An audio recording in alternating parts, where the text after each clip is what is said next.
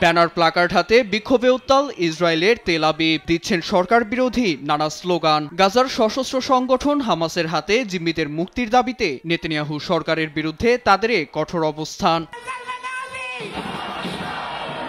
৬৮০ দিন ধরে নরক যন্ত্রণা ভোগ করছে জিম্মি ইসরায়েলিরা। তাদের ফিরিয়ে আনার পরিবর্তে গাজায় সামরিক অভিযান জোরদারে মেতেছে নেতানিয়াহু। এতে ক্ষোভে ফুঁসছে তেল আবিবের মানুষ। হস্টেজ স্কয়ার থেকে বিক্ষোভের আগুন ছড়িয়ে পড়েছে সর্বত্র।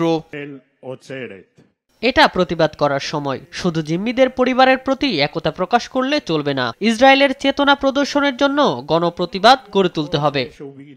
গাজা সিটি দখলে নিয়ে সামরিক শাসন জারির লক্ষ্যে তীব্র অভিযান চালাচ্ছে দখলদার সেনারা। বাধ্য করছেন ফিলিস্তিনিদের দক্ষিণাঞ্চলে সরে যাওয়ার। সে সময় একটি ইসরায়েলি বোমা আঘাত হানে গাজা সিটির আল আহলিয়া হাসপাতাল প্রাঙ্গণে। এতে প্রাণ হারান চিকিৎসা নিতে যাওয়া ফিলিস্তিনিরা।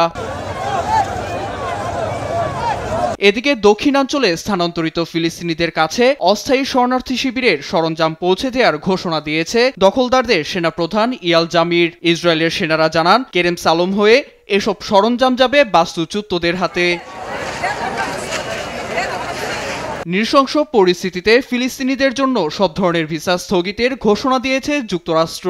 সামাজিক যোগাযোগ মাধ্যম এক্সে এ তথ্য নিশ্চিত করে মার্কিন পররাষ্ট্র মন্ত্রণালয়। যুক্তরাষ্ট্রের এমন পদক্ষেপের নিন্দা জানিয়েছে আন্তর্জাতিক মহল। নীরব দাস, নিউজ ডেস্ক, দেশ টিভি।